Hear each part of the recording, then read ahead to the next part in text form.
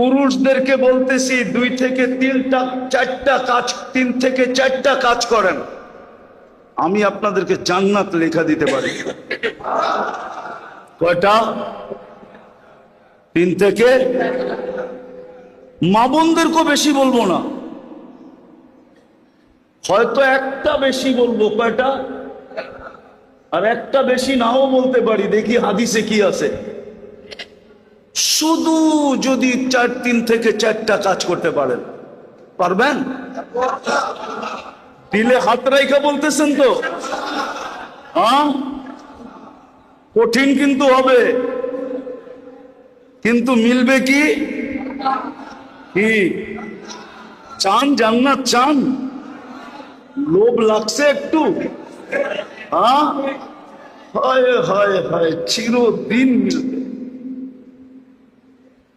চিরদিন সুখ আর সুখ, শান্তি আর শান্তি, মজার মজা, ফুর্তি আর ফুর্তি।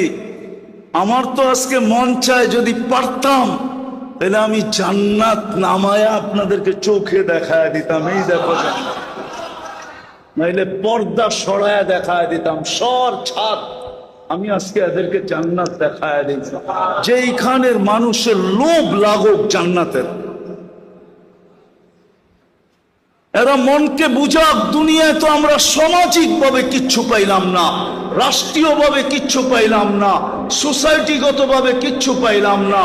আমরা তো সারা জীবনই বাসমান রইলাম, আমরা তো বাঁচতে বাঁচতেই একদিন কবরের কোলে চলে যাই।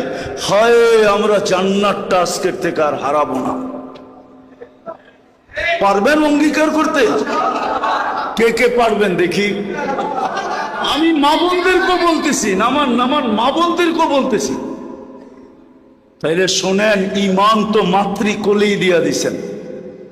আমরা সব কি মুসলমান, ঠিক না?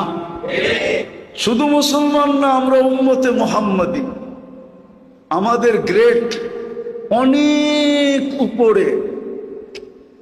সমস্ত উম্মত এক করলেও আমাদের সামনে বিন্দু হবে কিনা সন্দেহ আছে। আমাদের মর্যাদা এত ঊর্ধ্বে। কোরআন বলে খায়রু উম্মাহ, আর খায়রের তরজমা আমি হাদিস দিয়া করতেছি। আল্লাহর রাসূল বলে ওয়ালি খায়রি লা নিহায়া, আমার খায়রের কোনো সীমা রেখা নাই।